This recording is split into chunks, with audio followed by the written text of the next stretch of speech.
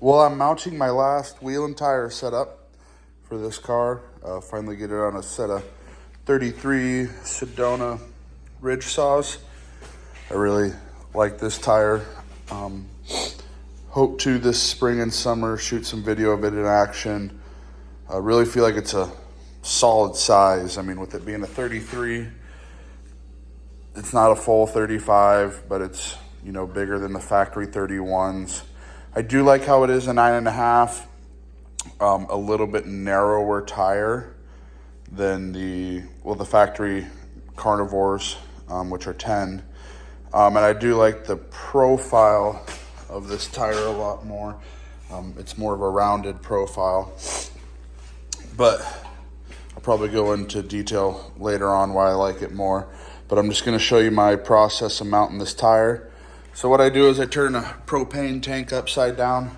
You don't need this tire here, I just haven't moved it yet. You mount or put your wheel on there, up on the propane tank upside down, and then you're just gonna use some soapy water, lube the tire up real good, slap it on the wheel, and then just start tightening it down, put some air in it, and we'll go from there.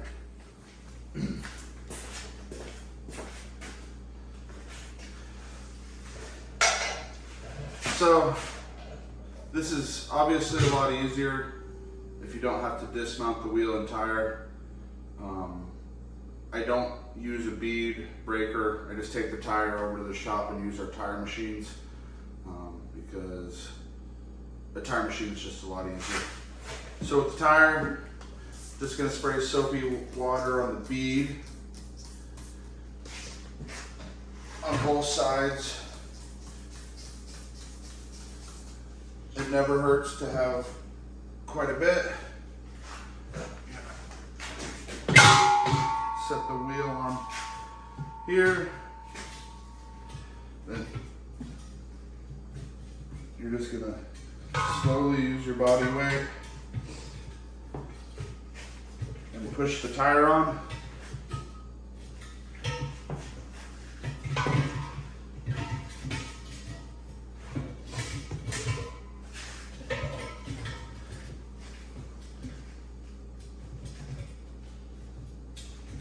These tires are cold, so they're not moving very well. Should have put them in front of the heater first. A warm tire mounts a lot easier. So it's like a hot summer day. Don't be afraid to put your tires outside. Just got some dry spots here. And since this is the beadlock side, it's always good to have a lot more soapy water on here so everything pinches properly, because you're not going to be able to get the tire, when a tire is cold like this, inside this lip right here, which is hard for you to see. But so if it's extra lubricated, when you're putting the beadlock ring on, you'll have a lot less troubles because it'll just pinch it down. And this is not the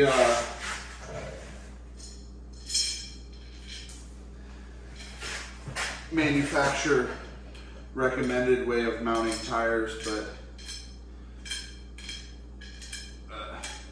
it works for me.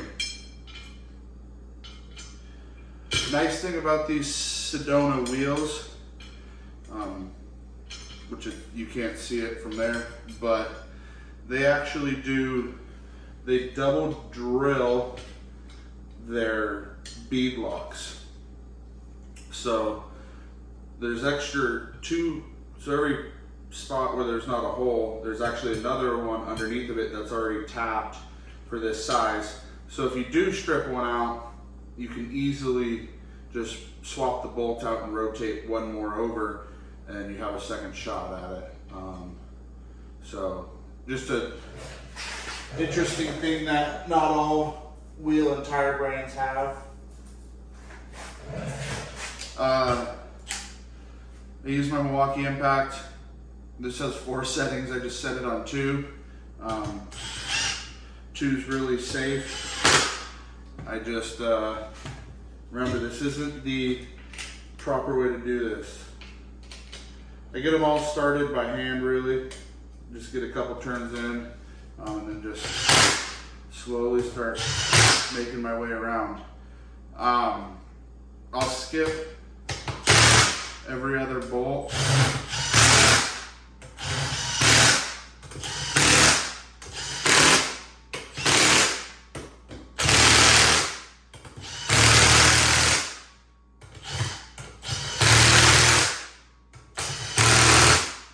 And then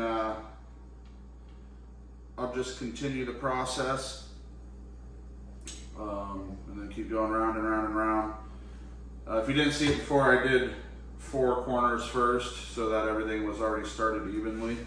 So now I'll just kind of finish it out. We're kind of going just for like a half a ugga dugga, not a full one. So we'll get them all to half. And then we'll go back through them again and make sure we get one good ugga dugga out of it. And then she should be ready to rock.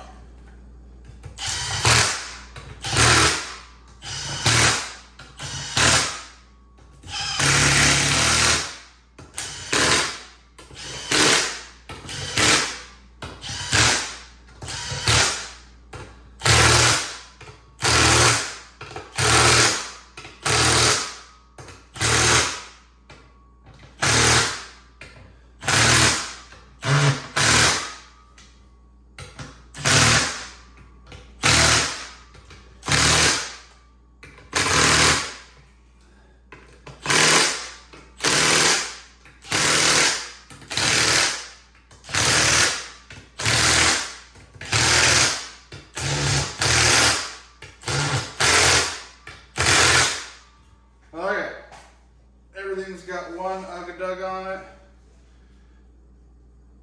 So all we're gonna do is throw some air in it.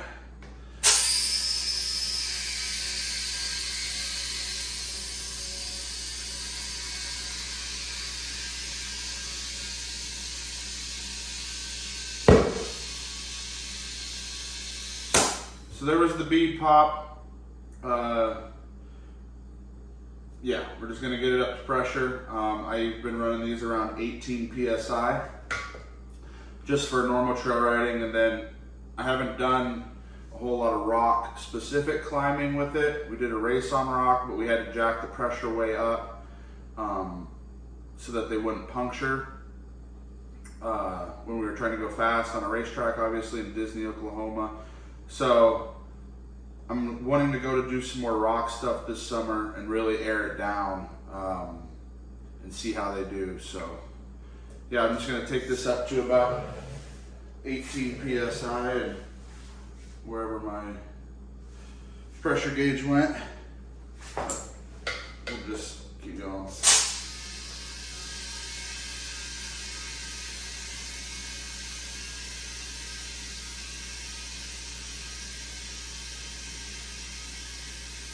So I did run this tire at the last Ultra 4 race, and I was super happy with it. It did really well. I did have 2 flats, but I can't blame the tire. I was truly really happy with it. It cornered super well. I don't think there was one tire brand at that race that did not have a flat tire. It just was a tire eating track. I mean, it didn't take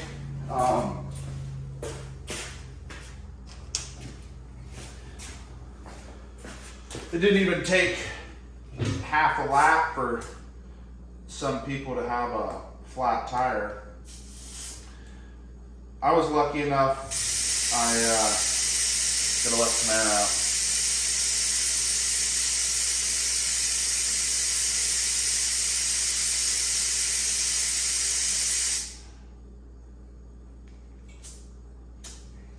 Almost there.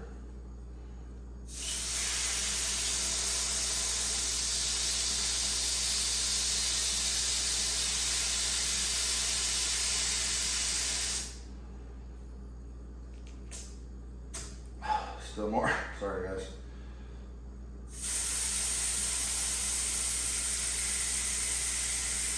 We're at like 22. Like I said, I've been running around 18, so try to get it down. Alright, right on the mic. So yeah, like I was saying, I can't blame these tires for the flats. I ran most of the race pretty conservatively and didn't have any flat tires, but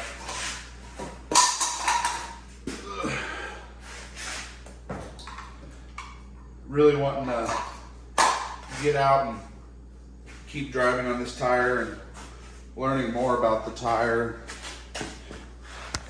because each tire is different. I mean, it's kind of interesting if you look at the science of tires and the way the patterns and the directions are, really make a difference. And you kind of learn that there is no perfect tire out there that does everything perfectly. That's kind of like asking, what's the best sports car to tow a semi-trailer? Like, there isn't one. Just so depending on whatever conditions you're in is going to depend on what tire you run. So, like I said, you can't have a tire that does everything perfectly. So you can have a good, rock tire that does okay in the desert, like the Maxxis Rockzilla. Don't get me wrong, the guys at King of the Hammers were, doing 90 mile an hour on a Rockzilla in the desert. I'm sure some guys were doing 90, but that's insanity. So yeah, I really do like these tires back here, which are the Sedona Trail Saws. These are a 30. This tire's a little low, but it's probably the wheel leaking. But these tires, have taken a beating. Let me grab this tire. So this tire, ow. Hold on. Let me, technical difficulties.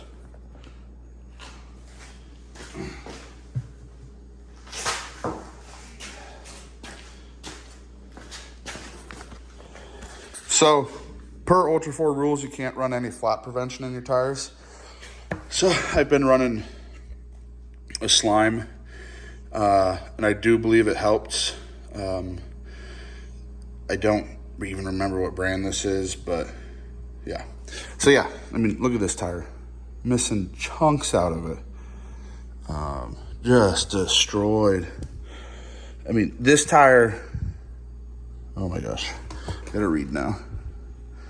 Don't quote me on this, but I believe it's 8-ply. It's 8-ply, I'm sure.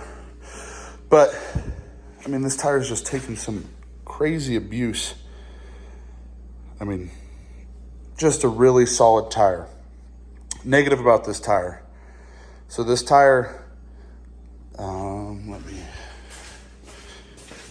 grab something. So if you can lay something almost straight across this.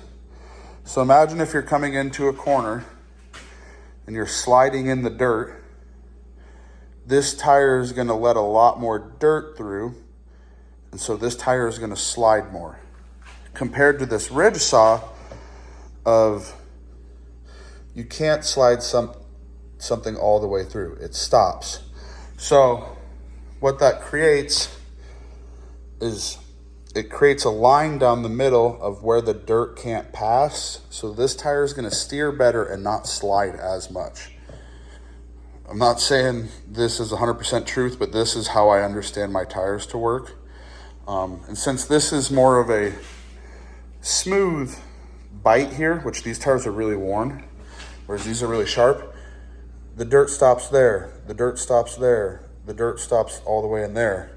So this has a lot more corners and sharp edges for it to bite on the dirt and even in the rocks.